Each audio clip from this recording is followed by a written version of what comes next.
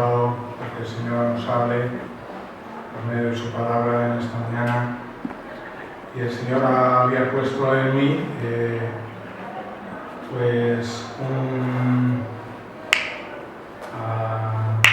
la predicación en Ageo, capítulo 1. Lo vamos a ir buscando, aunque vamos a leer algunos textos más en Esdras.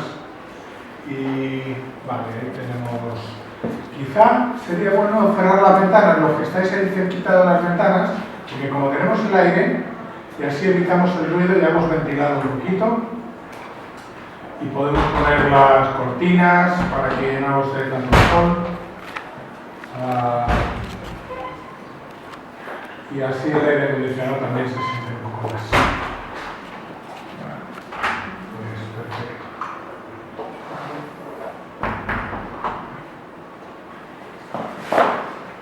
En una manera, nos está hablando la Escritura de lo que vamos a tratar de la reedificación del templo. Y nuestra iglesia también ha de ser reedificada, ¿no? Cuando pasan algunas cosas, algunas situaciones, ha habido, digamos, cierta demolición, y entonces tenemos que mirar al Señor para edificar su iglesia. El Señor es el que edifica su iglesia, ¿no? Pero nosotros somos esa parte también con la que cuenta para que unos y otros seamos edificados. Y con el tema de Ageo, pues estoy tratando de hilar un poco eso, ¿no? Ageo era uno de los profetas menores, como bien sabemos. Es el segundo libro más corto del Antiguo Testamento y está detrás de Sofonías, ¿vale? Y delante, es un libro muy pequeñito, y delante de Zacarías, ¿vale? Entonces, detrás de Sofonías y delante de Zacarías. Entonces, lo he titulado El anhelo de su presencia. ¿Ya? ¿No lo he tocado? ¿No lo has dado tú? Sí, ¿no? Déjame que yo lo manejo el titulado. Lo he titulado Anhelo de su presencia, que es lo que el pueblo debería haber tenido y lo que nosotros también debemos de tener constantemente, anhelo de la presencia de Dios. Y de esto va este libro. Pero quería introducirlo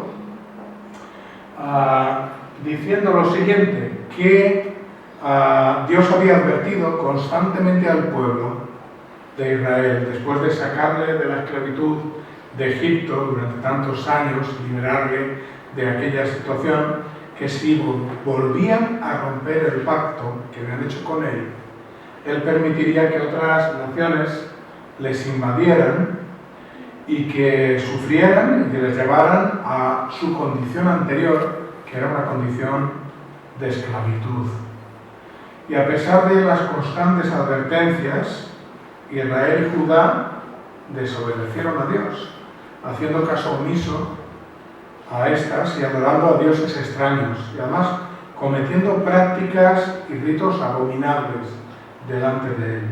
Vamos a buscar en Jeremías 2, 7 a 13. A ver si alguien puede leerlo alto y claro. Jeremías 2, 7 a 13.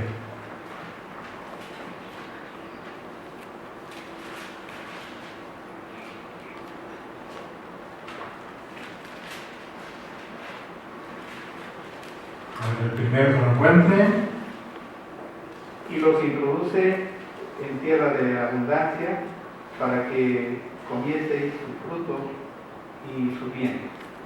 Pero entrasteis y contaminasteis mi tierra e hicisteis abominable mi heredad. Los sacerdotes no dijeron, ¿dónde está Jehová? Y los que tenían la ley no me conocieron, y los pastores se rebelaron contra mí. Y los profetas profetizaron en nombre de Baal y anduvieron tras lo que no aprovecha. Por tanto, contenderé aún con vosotros, dijo Jehová. Y como los hijos de vuestros hijos, pleitearé. Porque pasada a las costas de Quitín y mirad, y enviad a Cedar y considerad cuidadosamente y ved si se ha hecho cosa semejante a esta. Vale, era hasta el 13, ¿no? ¿Dónde estás? Está en el 11. Vale, sí, sí. Adelante. ¿Acaso alguna nación ha cambiado sus dioses? Aunque ellos no son dioses, sin embargo, mi pueblo ha tocado su gloria, por lo que no aprovecha. Espantados cielos sobre estos y horrorizados, desolados en gran manera, dijo Jehová. Porque dos males ha hecho mi pueblo, me dejaron a mí fuente de agua viva y cavaron para sí cisternas más rotas que no retienen agua. Disculpen mi... No. digamos. Bueno, justamente dejaron al Señor, el Dios del agua viva, y cavaron cisternas rotas que no retenían agua. Por lo tanto, lo único que les iba a dar es sed por mucho tiempo. Y el Señor dice, contenderé con ellos, ¿no? Y habla de horror, y habla de... Bueno, el Señor les había avisado, y fiel a su promesa, Dios trajo a los asirios y a los babilonios, a los babilónicos, para disciplinar a Israel y a Judá, que se habían alejado de él. Así que llega un momento en la historia donde Dios permite que se invada al pueblo. Y fijaros que en el 722 a.C. fueron los asirios que deportaron a las 10 tribus de Israel del norte, ¿vale? Y varios siglos después Dios usó a los babilónicos del 605 al 586 que destruyeron Jerusalén y el templo por medio de Nabucodonosor, que le tenemos ahí en piedra. Muy bien, y luego nos dice, nos dice también que en el año 539 a.C., Ciro el Persa conquistó Babilonia. Y el libro de Esdras comienza con este decreto de Ciro. Un año después, los judíos regresarán a Jerusalén alrededor del año 538. Y Esdras relata en su libro el restablecimiento del calendario nacional, las festividades, los sacrificios, la rededicación del segundo templo, el templo de Zorobabel, que comienza en el año 536 a.C. y termina en el 516 a.C. Pero para que nos hagamos una idea de la cronología, un poquito, de los acontecimientos que vamos a tratar, así como hubo 3 olas de deportación que salieron como esclavos a Babilonia y a otros lugares, Zorobabel fue el primero en regresar, digamos, a Judá, ¿vale? En el año 538 a.C. El segundo regreso fue Esdras en el 458 a.C. Y 13 años después regresó Nehemías en el 445 a.C. Yo no sé si teníais ordenado todo eso. A mí me parecía que Nehemías era antes que Zorobabel y etcétera, sin mirarlo detenidamente. Pero Zorobabel tiene mucho que ver con el libro de Ageo y vamos a verlo. Pero antes de entrar vamos a seguir poniéndonos en el contexto histórico y vamos a buscar en Esdras. En Esdras vamos a buscar. ¿Qué pasa aquí? Vale. Bien, en Esdras 1, del 1 al 4, nos relata poquito lo que estaba pasando justo antes de que Ageo nos dijera lo que vamos a ver en su libro, ¿no? Dice, en el primer año de Ciro, rey de Persia, para que se cumpliese la palabra de Jehová por boca de Jeremías, despertó Jehová el espíritu de Ciro, rey de Persia. Atención, despertó Jehová el espíritu de Ciro, rey de Persia, el cual hizo pregonar de palabra y también por escrito por todo su reino, diciendo, así ha dicho Ciro, rey de Persia, Jehová, el Dios de los cielos, me ha dado todos los reinos de la tierra, y me ha mandado que le edifique casa en Jerusalén, que está en Judá. Quien haya entre vosotros de su pueblo, sea con él, sea Dios con él, perdón, y suba a Jerusalén, que está en Judá, y edifique la casa a Jehová Dios de Israel. Él es el Dios, el cual está en Jerusalén. Y a todo el que haya quedado en cualquier lugar donde more, ayúdenle los hombres de su lugar con plata, oros, bienes, ganados, además de ofrendas voluntarias para la casa de Dios, la cual está en Jerusalén.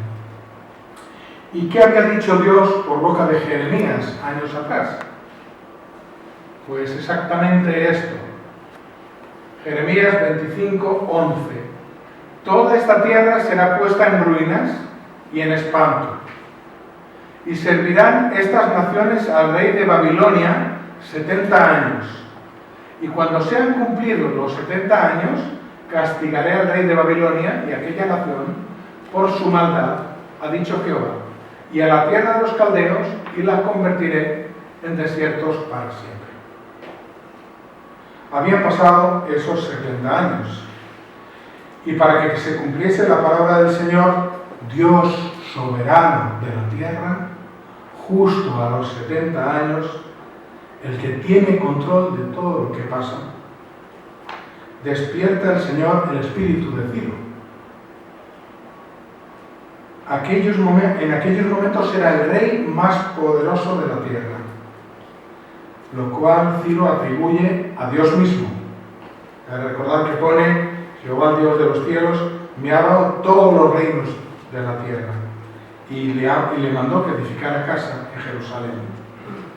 Así que recordemos que Ciro, en tiempos de Esdras, Ageo, Zacarías, Artajerjes, en tiempos de Nehemías, Nabucodonosor, en tiempos de Daniel, ¿os dais cuenta que todos ellos estuvieron muy cerquita, de alguna manera, de los reyes, de tal manera que tuvieron una influencia total?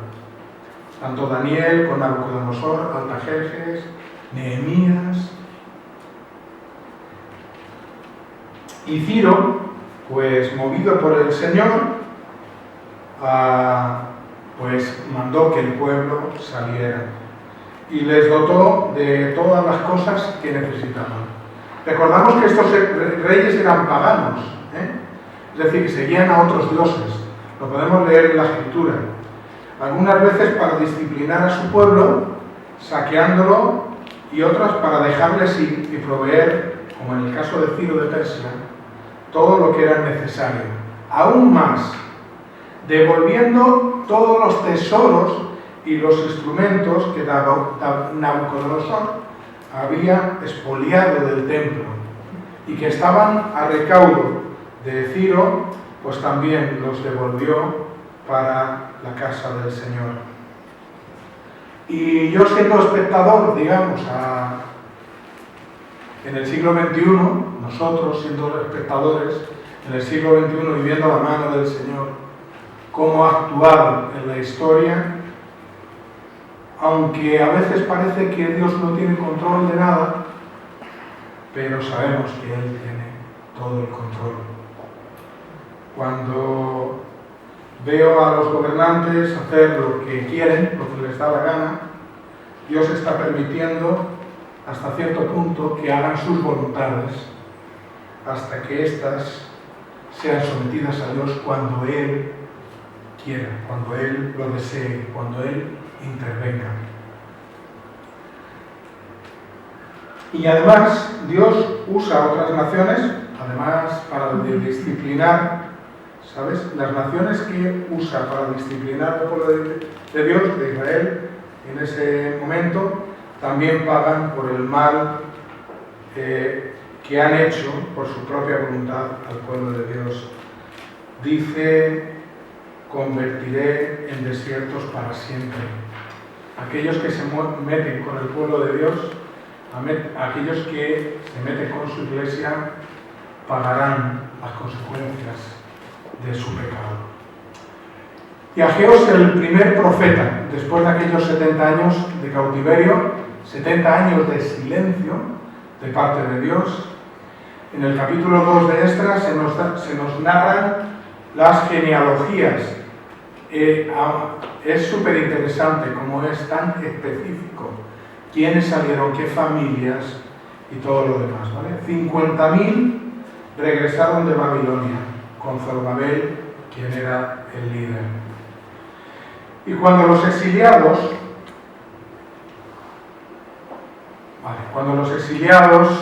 llegaron a Jerusalén, lo primero que hicieron fue reedificar el altar. Seguramente que había cierta euforia después de tanto tiempo, ¿verdad? Volver a Jerusalén, a la ciudad santa, al sitio de donde habían sido deportados. Volvían a casa. Yo en esta mañana estaba también un poco eufórico. De verdad, yo no sé cómo os sentíais vosotros, pero ayer, cuando estaba preparando, decía, bueno, hemos estado 3 meses prácticamente sin reunirnos en el local, ¿no? Y volver a vernos y en vez de abrazarnos, darnos el codo y estas cosas, pero por lo menos podemos adorar juntos al Señor físicamente, escuchar las voces cuando cantamos, etcétera, etcétera, ¿no? Entonces, si lo nuestro ha sido tan breve y tenemos esta cosa en nuestro corazón, pues imaginaros el pueblo de Dios después de 70 años en el cautiverio, volver a casa. Así que edificaron el altar era pues más o menos así, ¿vale? Y era el lugar donde sacrificaban y pedían perdón por sus pecados. Y nos dice Esdras que en el segundo año, el capítulo 3, versículo 8, Esdras nos dice que empezaron a reconstruir los cimientos del templo. Los que habían visto el primer templo, recordar que todavía había algunos mayores, bien mayores, se piensa que Ageo era uno de ellos, ¿vale? Que los que habían visto el primer templo lloraban porque no se podía comparar la gloria del primer templo, la de Salomón, con el que estaban construyendo, con aquellos cimientos que estaban poniendo. Y en estas 3 comprobamos que siempre, y esto pasa siempre, que hay una iniciativa de obedecer a Dios y ponerse a trabajar para Él, el resultado es que hay reacción de parte del enemigo y hay oposición. Y los enemigos mandaron cartas al rey Artajerjes, y este mandó cartas a Jerusalén con instrucciones precisas para que suspendieran la construcción. Y fijaros que el versículo 23 de Esdras 3 nos dice que les hicieron cesar con poder y violencia. Pero ¿cuál era la voluntad de Dios? ¿Para qué Dios les había traído de Babilonia? Algunos enemigos podían hacer pagar aquello que Dios había demandado que hicieran. Pues se nos dice en Esdras 4:24 que la reconstrucción del templo quedó suspendida por 15 años. 15 años. Y justo en este momento es cuando empieza el libro de Ageo. Reconstrucción también es otro de los términos que se usa por nuestro gobierno. La reconstrucción del país, sumando unos y otros. Cuando pasa algo grave, cuando la economía se viene abajo, cuando el paro aumenta, cuando hay tantas personas que han fallecido, pues sí, es el momento, ha pasado algo grave, hay que reconstruir. Y vamos a Ageo, capítulo 1, versículos 1 y 2. Dios habla de nuevo a través de Ageo, su profeta. Después de todo este tiempo de silencio, nos dice así el versículo 1 y 2, en el año segundo del rey Darío, en el mes sexto, en el primer día del mes, vino palabra de Jehová por medio del profeta Ageo a Zorobabel, hijo de Salatiel, gobernador de Judá, y a Josué, hijo de Josadac, sumo sacerdote, diciendo: así ha hablado Jehová de los ejércitos, diciendo: este pueblo dice, no ha llegado aún el tiempo de que la casa de Jehová sea reedificada. Habían pasado 15 años y el Señor les dice, por medio de su profeta, este pueblo dice, no ha llegado aún el tiempo de que la casa del Señor sea reedificada.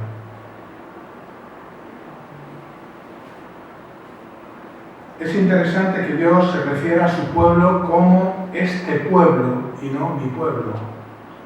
Y eso tiene que ver porque utiliza estas palabras porque manifiesta la indignidad, la deslealtad, el desdén y la falta de devoción del pueblo por su Dios. No se identifica como su pueblo. Dios no lo identifica en ese momento como su pueblo, sino este pueblo. Empezaron con muchas ganas, vemos allí en Esdras, construyendo el altar, cantaban, adoraban a Dios, empezaron con los cimientos, vino la oposición y cedieron, dejándose vencer por el desánimo. Fueron como un poco como la gaseosa, ¿no? Y luego se disipan. Pero Dios les habla de nuevo, y les habla de nuevo para espolearles, para levantarles de su adormecimiento, porque levantar su casa era muy importante. Y luego vamos a ver por qué era importante levantar su casa. Pero el pueblo tiene una excusa. Versículo 3 y 4 dice: entonces vino palabra de Jehová por medio del profeta Ageo diciendo: ¿es para vosotros tiempo, para vosotros, de habitar en vuestras casas artesonadas y esta casa está desierta? Lo que nos encontramos es que el pueblo se había preocupado de edificar sus casas artesonadas. ¿Qué quiere decir esto de artesonadas? Algunos comentaristas llegan a decir que usaron parte de la madera del templo para artesonar sus casas. ¿Habéis visto los techos de las casas así, de lujo, de madera, tan bonitos, no? Pues ellos habían dedicado esto. Se centraron en sus propias vidas. Se olvidaron de la casa de Dios que estaba en los cimientos. ¿Y por qué era importante la casa de Dios? ¿Por qué era importante edificar la casa de Dios? Era el lugar donde se manifestaba la presencia de Dios. El pueblo iba 3 veces al año para celebrar a Dios las cosas que Él había hecho en la historia. Era importante lo que había hecho Dios por ellos. Les había sacado de Egipto, había hecho muchas cosas alrededor, digamos, desde la historia. Había puesto sus mandamientos, les había perdonado sus pecados a través de las ofrendas, de los sacrificios que tenían que hacer. Por lo tanto, cada festividad que Dios había puesto tenía su significado. La Pascua, la expiación de pecados, etcétera, etcétera. Pero sobre todo, la casa de Dios era el centro de adoración a Dios en todo el mundo. ¿Os fijáis? Ese era el centro de adoración de Dios en todo el mundo. Por eso era importante que su casa fuera edificada, reedificada. Y vemos también los afanes del pueblo. Versículos 5 y 6. Pues así ha dicho Jehová de los ejércitos: meditad bien sobre vuestros caminos, les dice. Mira lo que os pasa, que sembráis mucho, recogéis poco, coméis y no os saciáis, bebéis y no quedáis satisfechos, os vestís y no os calentáis, y el que trabaja a jornal recibe su jornal en saco roto. ¿No nos recuerda Dios esta fuente viva de aguas y las cisternas rotas por donde el agua se va? Pues es un poco lo mismo. La voluntad de Dios es más importante que nuestros intereses. El Señor les dice: meditad bien sobre vuestros caminos. Vuestros esfuerzos por trabajar y que os vaya bien no funcionan si no me tenéis en cuenta. Si mi presencia no está en medio de vosotros, en vez de cosecha, tendréis un sequedal lleno de polvo. Nunca os irá bien. No tendréis mi bendición, porque no contáis conmigo. Mi casa está desierta, os habéis olvidado de mi presencia, os habéis olvidado de mi casa, os habéis olvidado de adorarme, os habéis olvidado de consagrarme vuestras vidas, os habéis olvidado de honrarme, de hacer mi voluntad, os habéis olvidado de darme la gloria.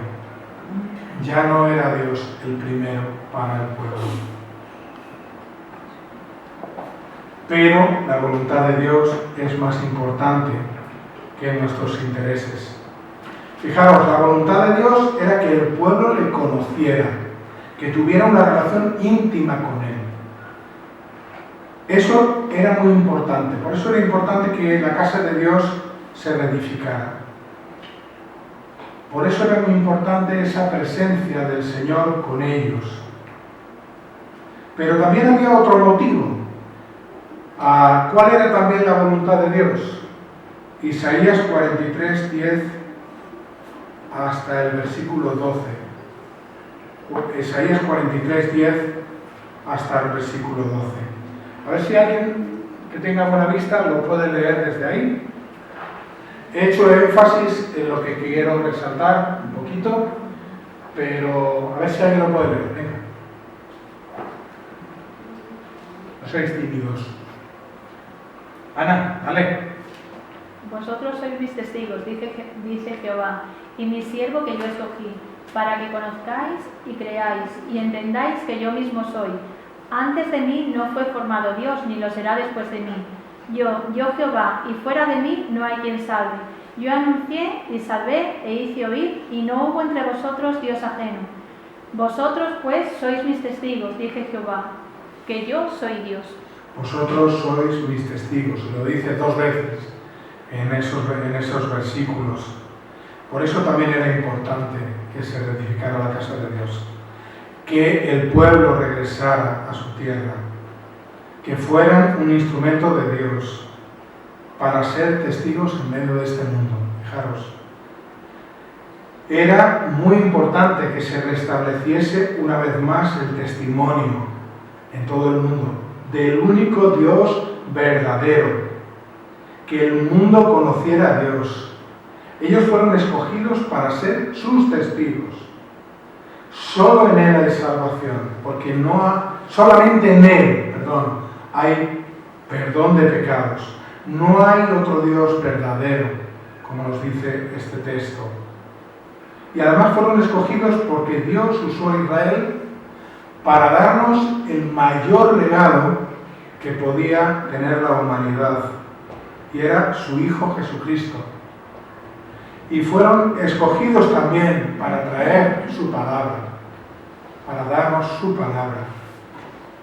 el pueblo de Israel fue escogido por el Señor. Así que eso era muy importante. El hecho de que no fuera reedificada su casa era una interrupción insalvable. Era un parón en el testimonio, era un parón en la adoración. Fijaros que cuando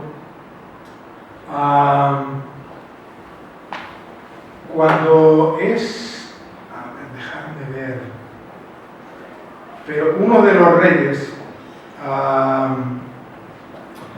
resulta que después de que el enemigo pues detuvo la obra, vienen después de que se empieza a reedificar el templo, el enemigo vuelve a las andadas. ¿Qué es lo que pasa? Pues que enseguida lo que dicen es que es muy peligroso dejar a este pueblo que reedifique sus casas, que reedifique el templo, que reedifique la ciudad. ¿Por qué es peligroso?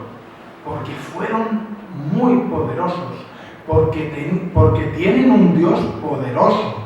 Era un Dios conocido en el mundo por su poder.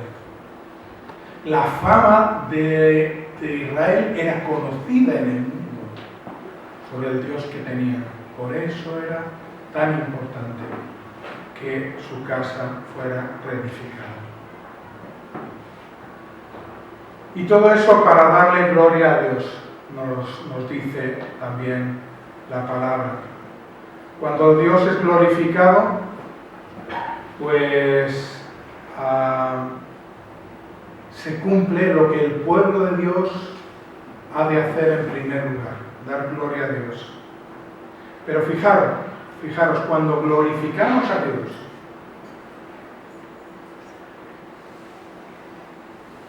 Dios que está actuando en el mundo, cambiando mentes, trayendo perdón y esperanza, las personas alrededor se dan cuenta cuando la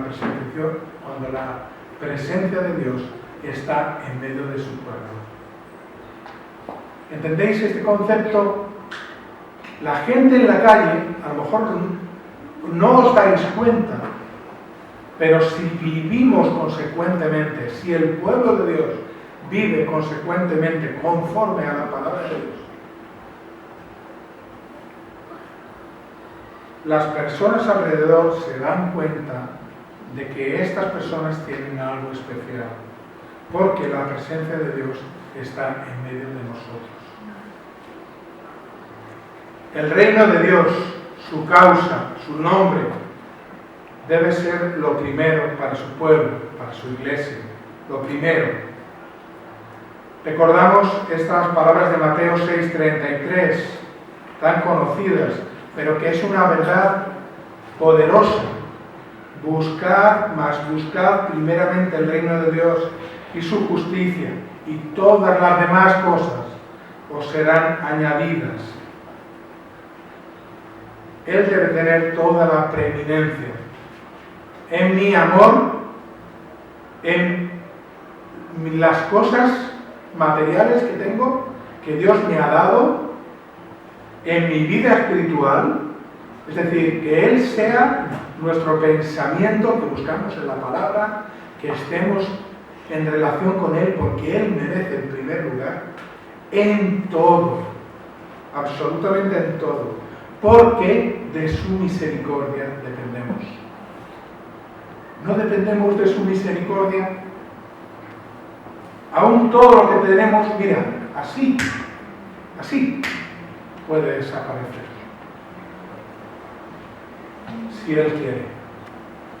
Es un don que tenemos, que depende de su misericordia y de su gracia, aun que vivamos en este momento. La respuesta de Dios en Ageo 7-11.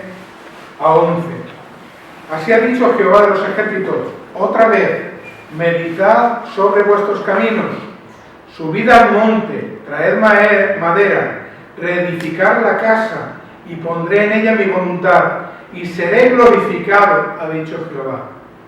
Buscáis mucho y halláis poco, encerráis en casa y yo lo disiparé en un soplo. ¿Por qué? Dice Jehová de los ejércitos, porque mi casa está desierta y cada uno de vosotros corre a su propia casa. Por eso se detuvo de los cielos sobre vosotros la lluvia, y la tierra detuvo sus frutos, y llamé la sequía sobre esta tierra, sobre los montes, sobre el trigo, sobre el vino, sobre el aceite, y sobre todo lo que la tierra produce, sobre los hombres y sobre las bestias, y sobre todo trabajo de manos. Meditad bien sobre vuestros caminos. Vamos a Ageo 2.15. Ageo 2.15. ¿Tenéis Biblias? A ver si las podemos abrir.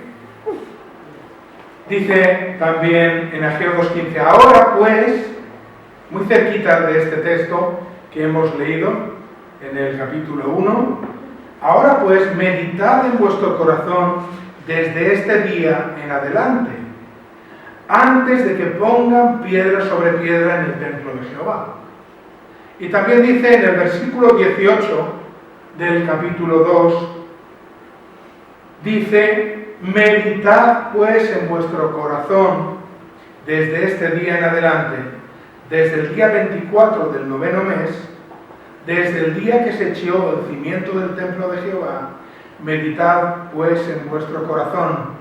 ¿No está aún la simiente en el granero?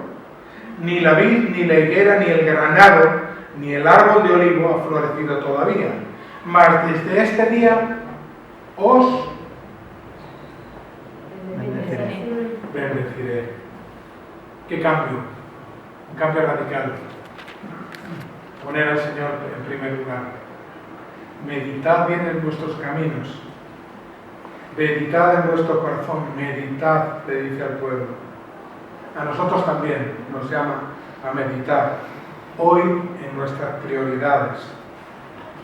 Las prioridades que tenemos en nuestra vida. Debemos prestar atención a las cosas que nos pasan. Y es quizás Dios hablando con su megáfono, ¿verdad? Para que podamos escuchar su voz y que nos volvamos a Él y Él ocupe el lugar que le corresponde en nuestras vidas. Él es digno del primer lugar. Dios les dice, os ha ido mal económicamente, es verdad. Y usa el dinero porque el dinero era muy importante para ellos. Y por eso Dios a veces toca las cosas que más nos importan, porque nuestras prioridades están confundidas. Dios les hace saber que Dios no se va a cansar de tratar con ellos. Va a llamar su atención por medio de las cosas en las que más invierten su tiempo y energías, y no les va a producir. Dios les está hablando, versículo 10. Hasta la naturaleza Dios utiliza para hablarnos. Fijaros, creo que una de las... A veces no vemos el resultado hasta más tarde, ¿no? Pero cuando disciplinamos, cuando corregimos a nuestros hijos, es para que sepan, pues, lo que está bien, lo que está mal. Ya tenemos una andadura en la vida, les aconsejamos, les decimos. Y el Señor nos dice en Proverbios 6:23, nos dice, el mandamiento es una lámpara, la enseñanza es una luz, y la disciplina que corrige es camino de vida. Personalmente quiero que Dios corrija mi camino. Cuando estoy perdido, cuando pierdo la visión, cuando miro para otro lado que no sea Él, necesito que llame mi atención. Él sabe todo, me ama inmensamente y mi actitud debe ser someterme y obedecer su ley. ¿Por qué? Entre otras cosas, si me tienes en el lugar que debo tener en tu vida. No siempre que cuando pasa algo negativo, Dios nos está castigando. Eso lo sabemos. Aunque sabemos que la palabra de Dios nos dice que Dios a quien ama disciplina, porque no quiere que nos alejemos completamente de Él. Nos disciplina para volver al camino. Pero quizá Dios nos está instruyendo. Dios está llamando nuestra atención, a veces a través de la adversidad. Meditad en este día en adelante, nos dice. Una vez que has escuchado de Dios, que has escuchado mi voz, una vez que has obedecido, una vez que has alineado tu vida con mi palabra, Dios promete su favor. Y hay una respuesta.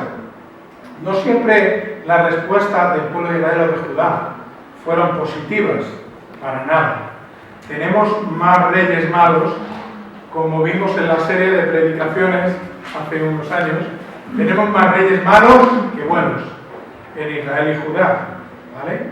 Pero en este caso la respuesta fue positiva. Dice los versículos del 12 al 15. Y oyó, bueno, vamos a leer primero el 12. Y oyó Zorobabel, hijo de Salatiel, y Josué, hijo de Josadac, sumo sacerdote, y todo el resto del pueblo, la voz de Jehová su Dios, y las palabras del profeta Geo, como les había enviado Jehová su Dios, y temió el pueblo delante de Jehová. Vino palabra de Jehová, y ellos escucharon la voz de Dios. Les dice en el versículo siguiente, yo estoy con vosotros. Y también dice, y despertó el Señor el espíritu de ellos. Es como una fórmula, fijaros. Escuchar activamente la voz de Dios y obedecerla es la garantía de su presencia, el mejor sitio donde podemos estar. Y nos dice la Escritura que el pueblo temió a Dios. Y sabéis que temer en la Biblia significa respeto, admiración, sumisión a su voluntad. Es antagónico completamente que pequemos y desobedecemos a Dios, ¿vale? Y que temamos a Dios por lo tanto. Alinearnos con Dios es temer a Dios, someternos a su palabra, someternos a su voluntad, respetarle y admirarle por quien es, por lo que ha hecho y por lo que dice. Y entonces Ageo, versículo 13, enviado de Jehová, habló por mandato de Jehová al pueblo diciendo, yo estoy con vosotros, dice Jehová. Y despertó Jehová el espíritu de Zorobabel, hijo de Salatiel, gobernador de Judá, y el espíritu de Josué, hijo de Josadac, sumo sacerdote, y el espíritu de todo el resto del pueblo. Y vinieron y trabajaron en la casa de Jehová de los ejércitos suyos. Y en el día 24 del mes sexto, en el segundo año del rey Darío. El rey Darío es el que buscaba antes. Ese es el rey Darío, a quien, digamos, volvieron a comunicar para que dejaran de edificar los enemigos de Dios, los enemigos del pueblo. Y Darío mandó a Babilonia a buscar los papeles de Nabucodonosor en aquellos tiempos, los papeles de Ciro, donde decía claramente lo que Dios le había demandado hacer a Ciro, ¿vale? Rey de Persia. Cuando vio lo que el rey había ordenado, porque Dios se lo había demandado, entonces Darío dijo, edificar el templo. Conclusión. Aquellos que escuchan consecuentemente deben obedecer. Dios es bueno, su voluntad es buena, nos ama inmensamente. Podemos confiar plenamente en nuestro Dios. Y lo que nos demanda va a ser bueno para todos nosotros. Un ejemplo, el Señor nos dice que pidamos y que se nos dará. Dicha, buena, agradable, tal cual. Pero también nos dice que pidamos según su voluntad. ¿Bien? Y muchas veces pedimos mal, porque lo hacemos pensando en nosotros mismos. Santiago 4:3 nos dice: pedís y no recibís, porque pedís mal para gastar en vuestros deleites. Si os dais cuenta, esto era lo mismo que hizo el pueblo al abandonar los trabajos de la reconstrucción del templo. Pensaron en sus casas y les fue mal. Lo podemos aplicar también a los creyentes del nuevo pacto. Aunque la presencia del Señor está en medio de nuestro, donde están 2 o 3, yo estoy, dice el Señor, a través del Espíritu Santo su presencia está en medio nuestro. Cuando dejamos de poner a Dios en el primer lugar, nuestro campo también se seca. Dejamos de dar fruto. Las cosas a veces se ponen difíciles y puede ser que Dios nos está llamando la atención para volver a Él y renovarnos. Sin Él, la Escritura dice que no podemos hacer nada. Separados de Él no podemos hacer nada. Y como iglesia, ¿le tenemos a Él en el primer lugar? ¿Cuánto nos preocupa su obra? Que el reino avance, que el Señor sea conocido. ¿Cuánto nos preocupa obedecer su palabra y temer a Dios con absoluta reverencia, sometiéndonos a Él y a su palabra en todo? Seguramente debemos tomar decisiones, y no solo emocionales. A veces veo muchas emociones, pero una decisión radical que cambia la vida es mucho menos usual. Muchas veces he recibido a través del Espíritu Santo una palabra desde el púlpito hecha como a medida. Es Dios hablándole. Dios usa a sus siervos cuando predican su palabra. Cuando escuchas y obedeces, Dios siempre va a hacer algo. Y fijaros que en el versículo 13 a 15 el Señor da poder para hacer. Les espolea, les dice, les habla y habla a todo el pueblo unido. No solamente habla a Zorobabel, dice, despertó Jehová el espíritu de Zorobabel, el espíritu de Josué, el espíritu del resto del pueblo. El Señor habla a su pueblo.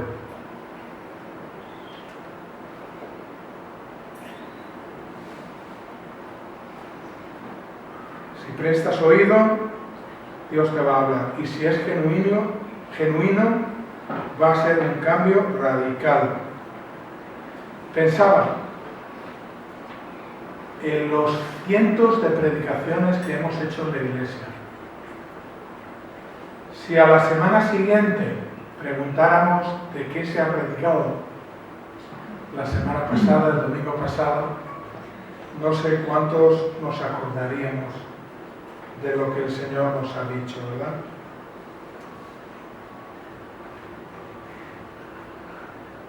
Su casa es edificada cuando somos testigos de lo que Jesús hizo.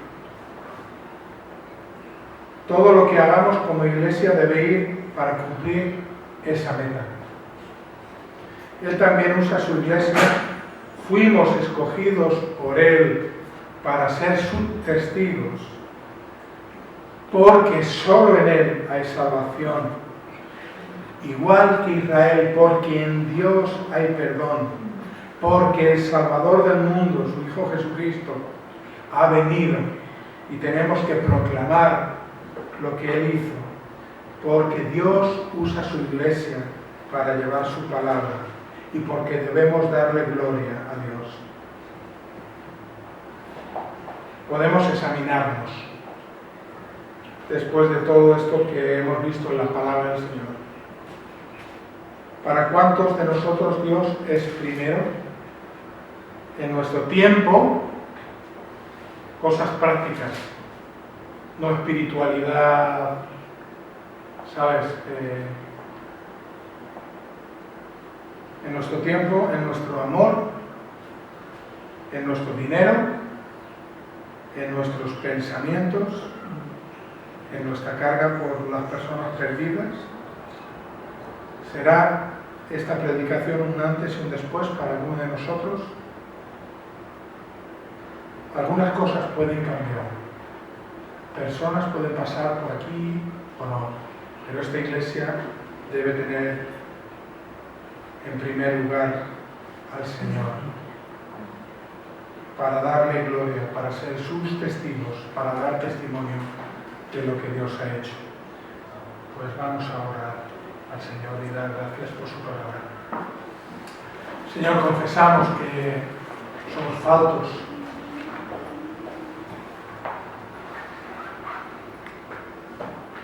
que no merecemos tanta gracia y misericordia, que has dado tanto, Señor, por nosotros,